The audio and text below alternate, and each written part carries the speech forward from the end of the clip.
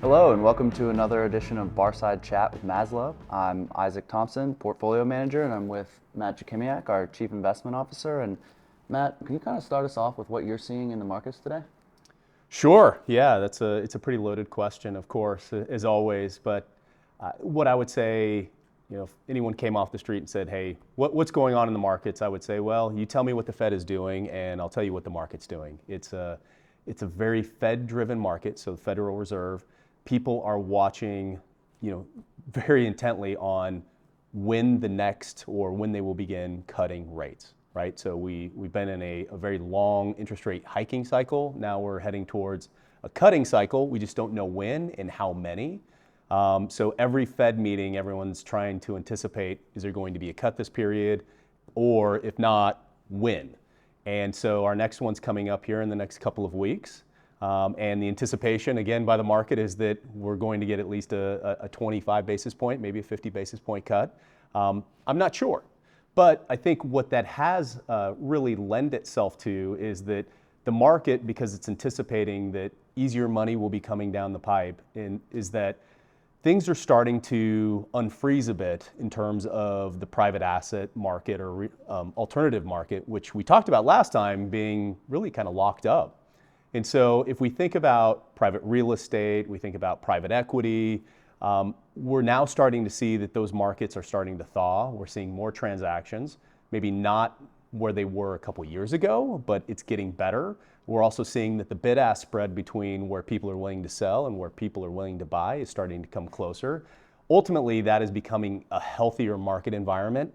And so now price discovery is starting to happen. That's really exciting.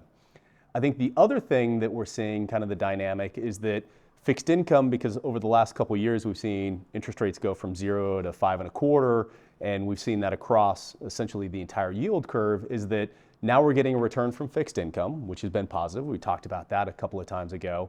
But now we're actually starting to see that when the market sells off, and we've now started to see a little bit more market volatility on the equity side, is that we are getting that relief valve with fixed income. It's starting to happen. So a couple of months ago, when we saw the market go down a couple hundred points, almost 1,000 points, we actually saw that fixed income started to move higher on those days. So on those violent, risk-off trades, we're seeing fixed income starting to work.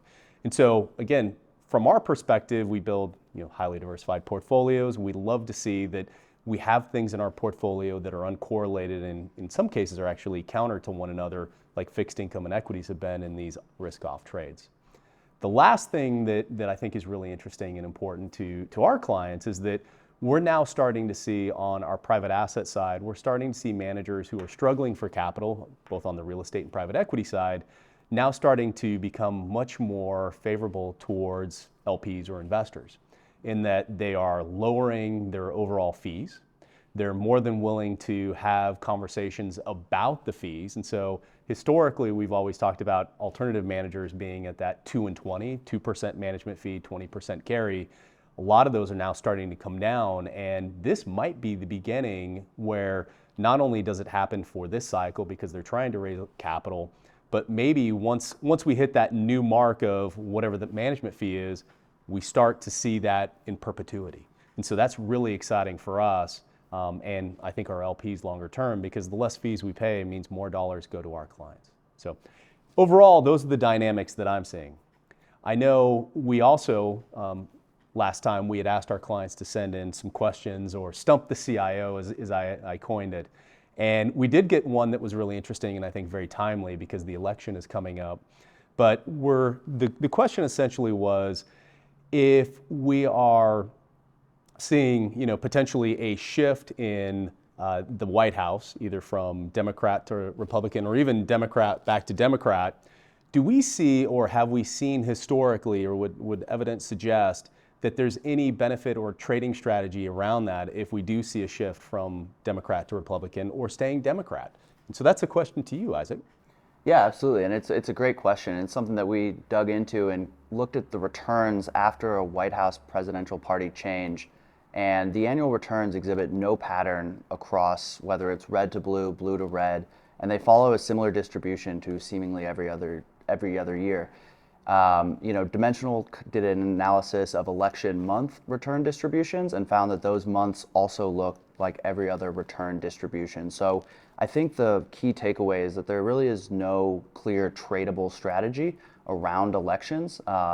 And it comes back to markets being efficient, and trying to time the market on the basis of elections or otherwise tends not to work in investors' favor. And that's why, as an IC, we're focused on building durable portfolios that are going to perform in a variety of market conditions, election uncertainty included. And we really think that's a superior strategy going forward.